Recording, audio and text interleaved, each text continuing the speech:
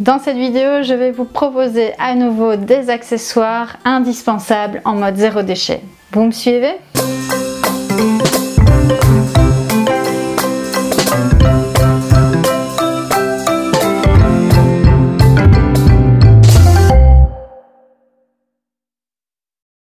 Cette vidéo est la suite d'une série de vidéos qu'on a déjà fait sur le sujet où à chaque fois je vous propose d'autres accessoires indispensables quand on est en zéro déchet.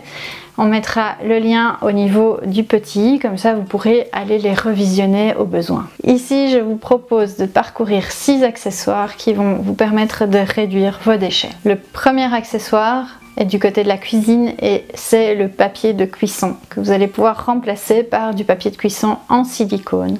Éventuellement, on ne remplace pas ce papier de cuisson par du papier de cuisson en silicone, mais simplement on utilise comme nos grands-mères du beurre et de la farine. On beurre bien un moule, un fond de plat ou quoi que ce soit, une plaque.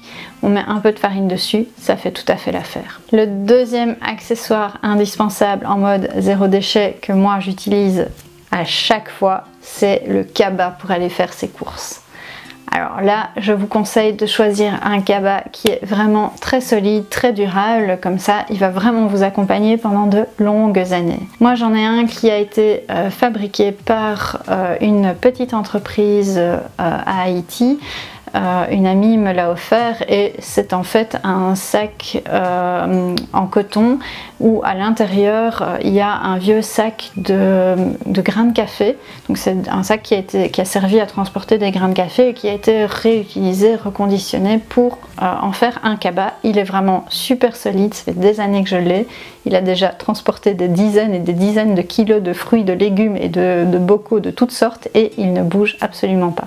Donc je vous conseille vraiment de choisir le cabas qui vous convient et qui pourra vous accompagner pendant de nombreuses années. Le troisième accessoire zéro déchet que je vous propose aujourd'hui, c'est le porte-savon. Alors on n'y pense pas souvent, mais le porte-savon est vraiment quelque chose qui va vous permettre d'économiser du savon. Si vous mettez votre savon sur le bord de l'évier, sur le bord de la baignoire ou dans un coin de la douche, votre savon va rester humide et donc va fondre plus rapidement, en plus de faire des tâches qui sont franchement désagréables à nettoyer. Le porte-savon, lui, est conçu pour que le liquide s'évacue vers le fond du porte-savon et donc que votre savon sèche beaucoup plus rapidement, ce qui va lui permettre de ne pas fondre et donc de durer plus longtemps. Encore un petit accessoire zéro déchet qui coûte pas cher mais qui vous permet de faire de belles économies. Les 3 derniers accessoires zéro déchet que je vais vous proposer aujourd'hui n'en sont pas vraiment, mais en tout cas c'est des bonnes pratiques à adopter au niveau du bureau. Alors, la première bonne pratique que je vous propose, c'est d'opter pour du matériel reconditionné. Il existe des sites internet et même des magasins qui vous proposent du matériel informatique de bonne qualité, de dernière génération, mais qui a été reconditionné. Il est possible d'avoir ce matériel et vraiment du matériel de dernière génération. Dans quelles conditions? Simplement parce que les entreprises, par exemple, ont une rotation au niveau du matériel informatique qui leur est parfois imposée. Et donc tous les 2 ans ou tous les 18 mois, ils doivent changer leurs ordinateurs, les imprimantes, etc. Parce que c'est comme ça, dans les budgets, il est prévu qu'on change tous les 18 mois ou tous les 2 ans. Et donc ces ordinateurs se retrouvent bien souvent au niveau du circuit des objets reconditionnés et vous est proposé à des prix défiant toute concurrence. Alors il est aussi possible d'acquérir du matériel reconditionné simplement pour des effets de mode. Je pense par exemple à un certain smartphone très populaire qui change de gamme tous les ans. Et dès que le nouveau sort, le vieux finalement se retrouve un peu mis au placard et ces anciennes générations se retrouvent elles aussi dans le circuit du reconditionné et sont disponibles aussi à des prix vraiment très attractifs. Opter pour du matériel reconditionné, c'est vraiment faire du bien à la planète. Premièrement, vous n'allez pas engendrer une nouvelle fabrication d'un appareil électronique. Deuxièmement, comme vous n'allez pas engendrer de fabrication de matériel électronique, vous n'allez pas non plus favoriser l'extraction des métaux lourds qui sont utilisés pour la fabrication de ce matériel. Et ensuite, tout simplement, ce matériel qui, sans être mis dans le marché du matériel reconditionné, se serait retrouvé à la poubelle, tout ce poids ne se retrouve pas à la poubelle. Il va pouvoir être réutilisé encore plusieurs années. Donc c'est vraiment quelque chose qui est très avantageux pour la planète.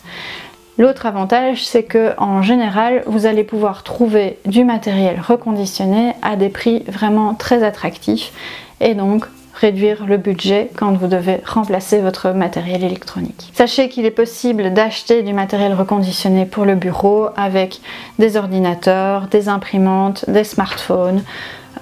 Parfois, si vous êtes un peu dans la photo, des appareils photo, c'est possible aussi. Les consoles de jeux font aussi partie du matériel reconditionné ou qu'il est possible d'acheter. Là aussi, je vous conseille de comparer et de vérifier au niveau des prix parce que le marché de la console de jeu est tellement variable que parfois acheter la console en seconde main ou en reconditionné, ça va vous coûter peut-être aussi cher en reconditionné qu'en neuf et la seconde main va certainement être plus intéressante. L'inverse est possible aussi. Donc je vous conseille vraiment de comparer avant d'opter pour des consoles de jeux reconditionnées. Une deuxième astuce pour le bureau quand on veut réduire ses déchets se trouve au niveau de l'agenda. Alors il existe plusieurs façons de supprimer son agenda papier contre une version plus écologique. Celle à laquelle on pense généralement, c'est l'agenda électronique. Alors on aime ou on n'aime pas, ça c'est une question de goût. Personnellement, l'agenda électronique, ça dépend. Il y a des moments où j'aime bien et des moments où je n'aime pas du tout. Et ça dépend vraiment de comment se remplit mon agenda finalement.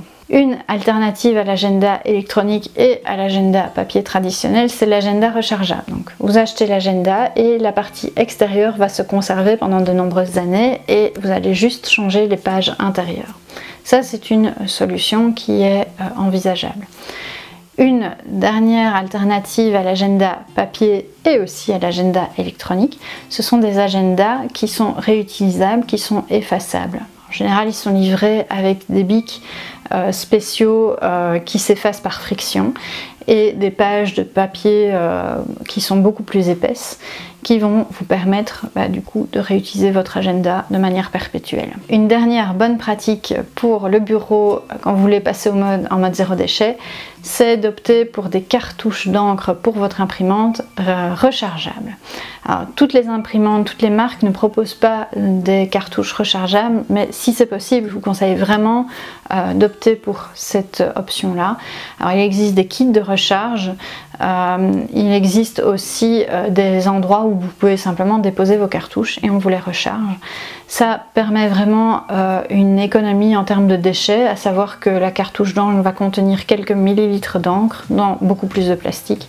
Et donc si vous remettez simplement ces quelques millilitres d'encre dans votre cartouche, vous avez économisé tout l'emballage en plastique qu'il y a autour de l'encre. Ce que je vous conseille quand vous décidez d'utiliser des recharges pour votre imprimante, c'est de bien veiller à faire un bon nettoyage de l'imprimante. Donc là aussi, il existe des kits de nettoyage, il existe des tutos aussi pour démonter un peu l'imprimante et aller nettoyer.